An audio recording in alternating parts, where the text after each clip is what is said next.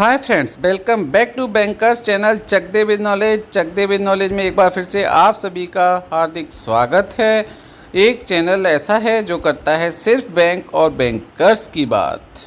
दोस्तों, आज की वीडियो में हम बात करने वाले हैं AIBRAF द्वारा जो फाइनेंस मिनिस्टर को लेटर लिखा गया है हेल्थ इंश्योरेंस के प्रीमियम को कम करने के लिए, उसके बारे में।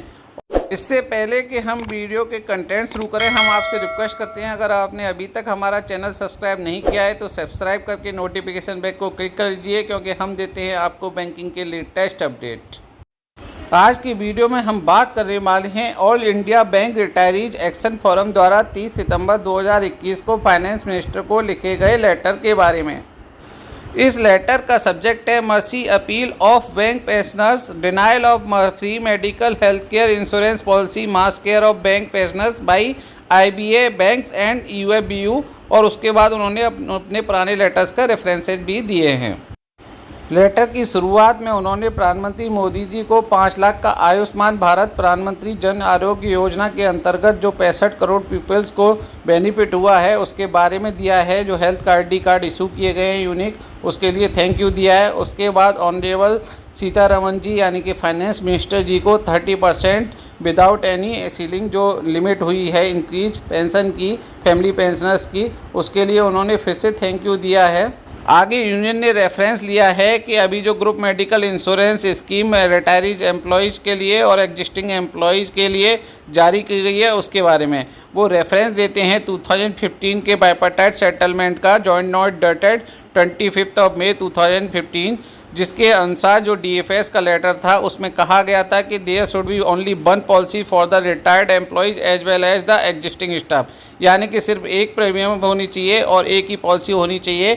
And the premium should be paid by the bank, और जो पेमेंट है वो रिटायरीज के लिए भी बैंक को करना है एज ए वेलफेयर मीजर्स। इसके बारे में उन्होंने लिखा है।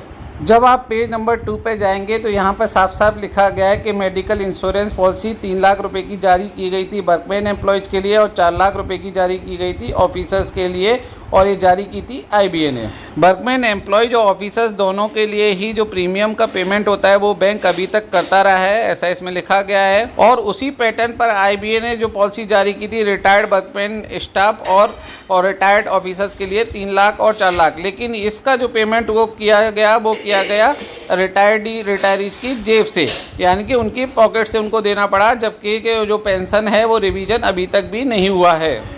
स्टार्टिंग में इसका जो प्रीमियम था वो बहुत ही कम था, लेकिन धीमे करके आज की डेट में अगर इसकी बात करें तो ये बहुत ज़्यादा बढ़ चुका है और जो उनकी पॉकेट की लिमिट से भी बाहर हो चुका है, जिसका पेमेंट वो नहीं कर पा रहे हैं।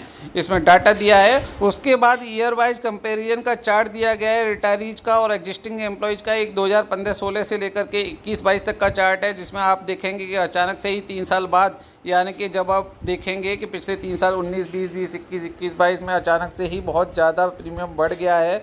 और इसका वीडियो हमने सेपरेटली बनाया हुआ है। इससे पहले वाला वीडियो इसी चार्ट को एनालिसिस को लेकर है, तो इसको हम एनालाइज नहीं कर रहे हैं। बस इतना समझ लीजिए कि प्रीमियम बहुत बढ़ गई है, ऐसा इसका इंडिकेशन है और जो सच भी है।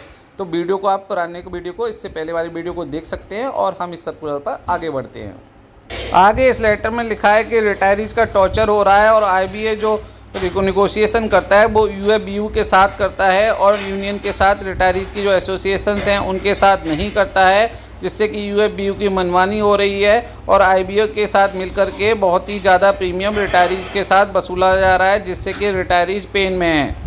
इसके बाद यूनियन ने स्टेट बैंक ऑफ इंडिया की पॉलिसी का हवाला दिया है, जिसमें SBI जनरल इंश्योरेंस कंपनी के द्वारा 19,520 के प्रीमियम में ही 9 लाख रुपए तक के सम एश्योर्ड का रिटायरीज के लिए इंश्योरेंस किया गया है। और state bank of India 50% subsidy देता है प्रीमियम के ऊपर, जो भी रिटायरीज की उम्र 70 साल से ऊपर हो चुकी है। इसके अलावा फैमिली पेंशनर्स को भी ये जो डिस्काउंट है वो अवेलेबल है। और IBI रिम्बर्स करता है 85% प्रीमियम अगर कहीं बाहर से भी आप ऑनलाइन परचेज करते हो मेडिकल इंश्योरेंस का 18,000 रुपये तक का।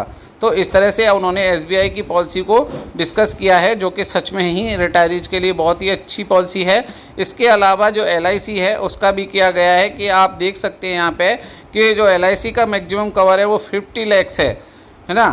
As a maximum cover of ₹50 lakh, out of this ₹10 lakh is mandatory cover. उसमें से 10 लाख मैंडेटरी है और 40 लाख वॉलंटरी है, मतलब आप लेना चाहें तो लीजिए, नहीं तो मत लीजिए। 10 लाख रुपए तक के इंश्योरेंस कवर पे जो LIC है उसका 75% यानी कि 75% पेमेंट करता है और रिटायरीज को केवल 25% ही पेमेंट करना पड़ता है।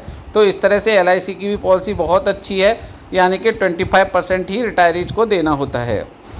आगे यूनियन लिखती है, जो कि इसका लास्ट पेज भी है, कि जो मेडिकल के एक्सपेंसेज हैं, हेल्थ केयर फैसिलिटीज़ वो के जो एक्सपेंसेज हैं वो बहुत ही ज़्यादा बढ़ गए हैं और IBA के द्वारा जो मेडिकल इंश्योरेंस पॉलिसी की गई है वो beyond the reach of bank pensioner, यानी कि बैंक पेंशनर्स उसको नहीं ले सकते हैं। और यूनियन ने फाइनेंस मिनिस्टर से डिमांड की है कि ये जितने भी हेल्थ इंश्योरेंस पॉलिसी हैं वो फ्री में ही रिटायरी को दिया जाए, क्योंकि वो अफोर्डेबल ही नहीं है। और उनसे रिक्वेस्ट की है कि जल्द से जल्द लागू किया जाए, और जिससे कि जो हेल्थ लाइफ हो चुकी है, बिल्कुल ख़राब लाइफ हो चुकी है बैंक रिटायरीज की, उसको थोड़ा सा ठीक किया जा सके। उम्मीद करते हैं इस लेटर का प्रभाव जरूर ही फाइनेंस मिनिस्टर पर पड़ेगा और रिटायरीज का कुछ भला होगा।